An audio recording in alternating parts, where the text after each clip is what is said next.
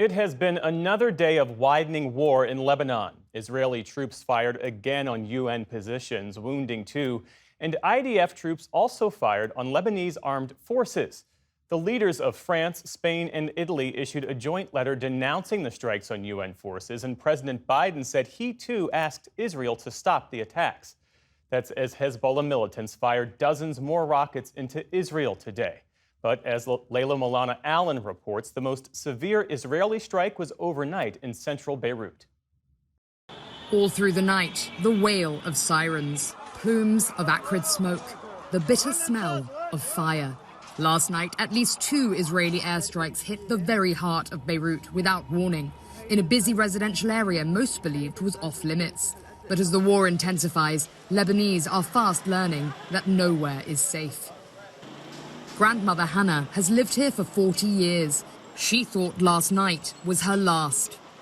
I was sitting at home watching television when I suddenly saw something like a meteor, and then it exploded. I thought I was going to die. Walking down this familiar street, seeing her local grocer's fresh vegetables now covered in soot and building dust, she can't believe her eyes. This area is amazing and peaceful. I don't know why this happened. We experienced a number of wars over the years, but nothing like this one. The displaced families from the south and southern suburb are staying here. Where should they go now? The janitor of her neighbor's apartment block and his whole family were killed. And many others who died here were families displaced from the south. They took refuge here because they thought it was safe. The man Israel says it was targeting, Wafiq Safar, Hezbollah's main intermediary with Western agencies and governments here, escaped the strikes unscathed. Many civilians did not. At least 22 people died last night, and nearly 120 were injured. Overwhelmed local hospitals worked until dawn to save who they could.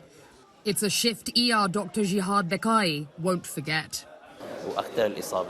Most of the injured were women and children. The kids all had critical injuries in the stomach and thighs or heads. One young girl died right away. Desperate families arrived one after the other, begging for news of missing loved ones. They were all in a state of extreme panic, not knowing if their relatives were injured or even alive. When the injured are children and women, and not military men, it affects us a lot. They came here to seek shelter, thinking that the city was safe. They were wrong. As the strikes escalate, Jihad is sealing himself for another night of treating their victims.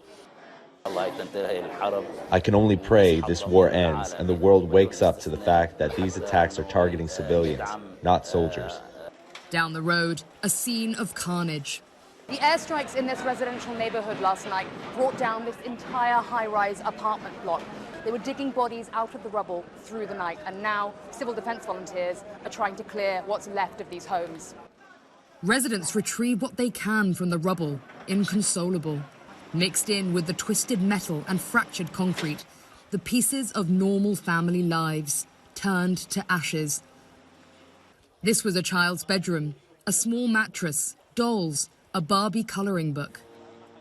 In the background, the ever-present sound of an Israeli drone flying above. Ahmed Khatib's family had just finished supper when there was a booming flash and their wall caved in. We heard a bang, and suddenly I couldn't see anything.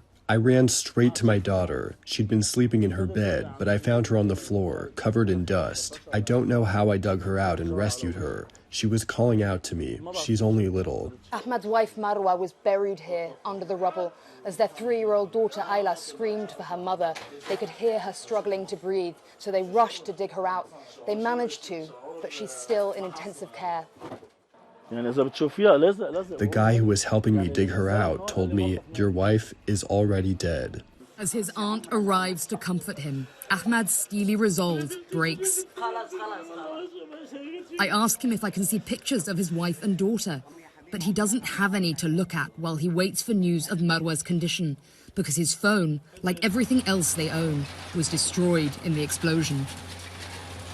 As Israel's military campaign spreads further across Lebanon and its capital, hundreds of lives are being torn apart in its wake. Everyone now fears they will be next. For the PBS NewsHour, I'm Layla Milana Allen in Beirut.